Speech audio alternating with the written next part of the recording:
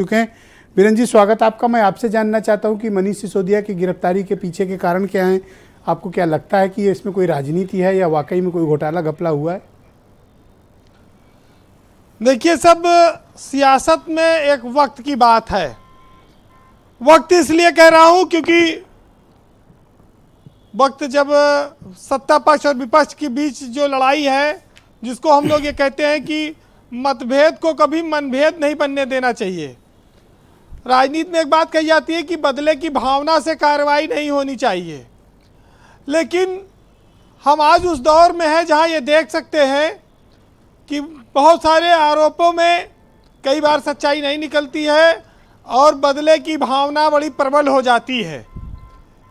कहते हैं कि देश में जिस तरह से सीबीआई, ईडी और तमाम सारी संस्थाएं हैं, तो उनका जो केंद्र की सत्ता में रहा उसने हमेशा इस्तेमाल किया।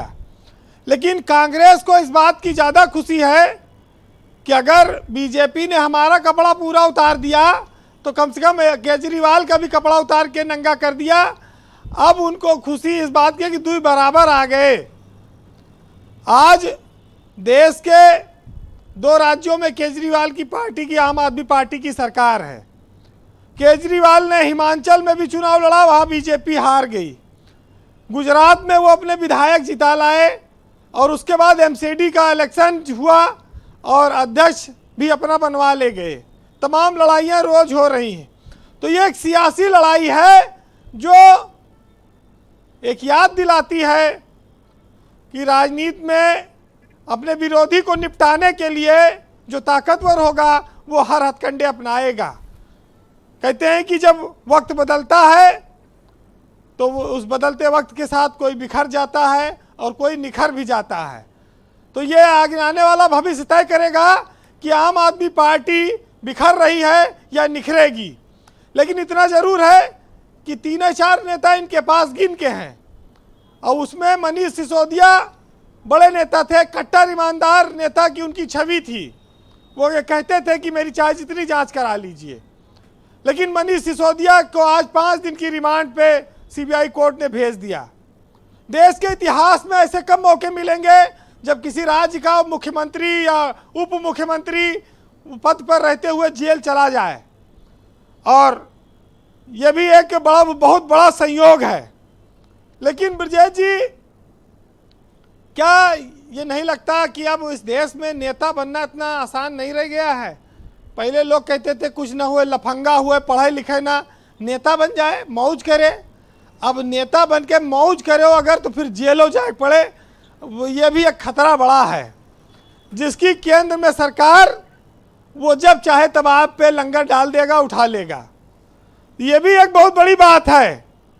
तो आज जांच का तो दौर ही है और जांच केंद्र में सरकार रहेगी, जांच झेलते रहिए। विपक्ष की सियासत अब कठिन है और एक तरह से आप कह दीजिए तो कमर टूट रही है। कांग्रेस में आप देख लीजिए कितने बड़े बड़े दिग्गज नेता भाग गए छोड़कर कांग्रेस को। कांग्रेस के पास उत्तर प्रदेश में संघर्ष करने वाला कहाँ कितना कार्यकर्ता जुट रहा है।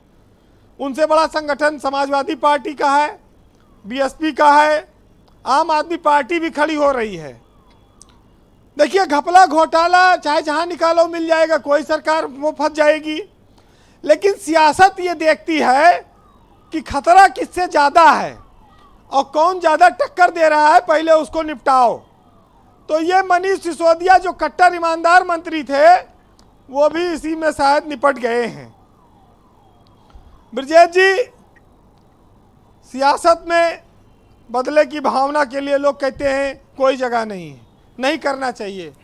लेकिन इस देश की सियासत में एक बात और आई कि नेता के लिए अब 2 जगह बची है, या तो बीजेपी में चले जाओ या जेल।